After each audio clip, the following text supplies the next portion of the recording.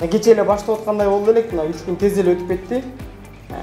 Бүгүн болсо мына салтанаттуу жыйынтыкта ушу сиздердин 3 күндүк эмгегиңиздердин үзүрүүнү квалификацияны жогорулатууну тастыктоочу сертификаттарды тапшыруу аземине да келип жеттик.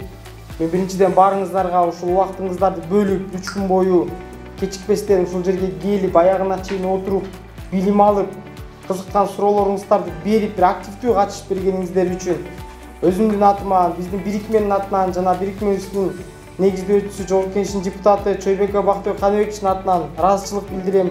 Бунун баардыгы ушул биринчи кезекте сиздер үчүн, анан биздин окуучуларыбыз үчүн жасалып аткан иш. Себеп дегенде эгерде биз күчтүү өлкөнү курабыз десек, анда биз билимдүү коомду тарбиялашыбыз керек да бүгүнкү күндө. Ошол максатта ушул иш-чара өткөрүлдү. Азыр баарыбыз эле мектепти баалаганда ошо ОРТ менен баалап, Олимпиада менен баалап калбадыкпы? Бул замандын талабы да. Ошондуктан ошол талапка жараша кадам таштап жетишиш керек да, мугалимдер жетишип ошол күнүгө билим алып туруш керек да. Дайыма эле айтып жүрөбүз, балдарга ОРТ это ваша путевка в будущее.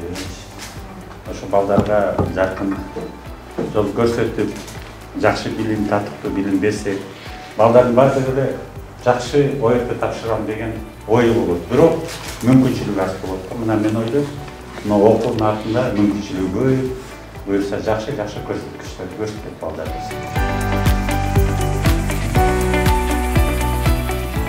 Жалпы республикалык тестирлөөгө математика сабагы боюнча кыска мөөнөттүк 24 сааттык квалификацияны жогорулатуучу курстан ийгиликтүү өткөндүгү үчүн Калназарова Зарема Темирбековна сертификат менен сыйланат.